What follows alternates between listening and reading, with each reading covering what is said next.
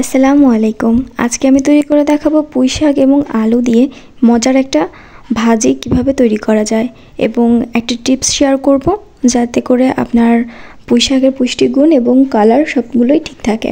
প্রথমে আমি একটা ফ্রাই প্যানে তেল গরম করে ভিতরে মরিচ পেঁয়াজ ভেজে নিয়ে তার ভেতরে হলুদের গুঁড়া মরিচের গুঁড়া লবণ সব কিছু দিয়ে আমি ভালো করে এটা ঢাকনা দিয়ে ঢেকে দিলাম 2 মিনিটের জন্য। 2 মিনিট পরে এসে দেখছি খুব সুন্দরভাবে ওপরে তেলের আভাটা চলে এসেছে এবং খুব সুন্দর একটা ফ্লেভার বের হচ্ছে। এই সময় আমি কুচি করে রাখা আলু এবং পুঁই শাকের যে ডাঁটাগুলো আছে সেগুলো দিয়ে দিব। অবশ্যই ডাঁটাটার মধ্যে দিয়ে একবার করে চিড়ে নেবেন, তাহলে মশলা অনেক ভালোভাবে যাবে এবং ভাজিটা সহজে হবে। যেহেতু আমরা ভাজিতে পানি ব্যবহার করব না, সেক্ষেত্রে এই টিপসটা ফলো করবেন। এরপর ভালোভাবে ঢেকে দিয়ে 50% সেদ্ধ হয়ে যাবে।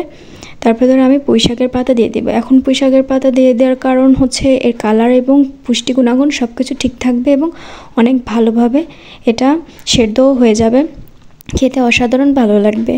এখন এটা ভালোভাবে মিশানো হয়ে গেলে দেখতে পাবেন লবণ দেওয়া আছে ভেতরে, যেহেতু খুব তাড়াতাড়ি এই পাতাগুলো আলুর সাথে মিশে যাবে। দেখতে পাচ্ছেন কত সুন্দরভাবে এটা মিশে গেছে। এখন এভাবে ঢাকনা দিয়ে দিলে কিছুটা পানি বের হয়ে যাবে পুঁই শাকের পাতা থেকে। এখন আমরা পুঁই শাকের যে এক্সট্রা পানি বের হয়েছে সেই পানিটা শুকিয়ে নিলেই দেখতে পাচ্ছেন আপনাদের ভাজিটা তৈরি হয়ে যাবে। এটা গরম ভাতের সাথে খেতে কিন্তু অসাধারণ ভালো লাগে।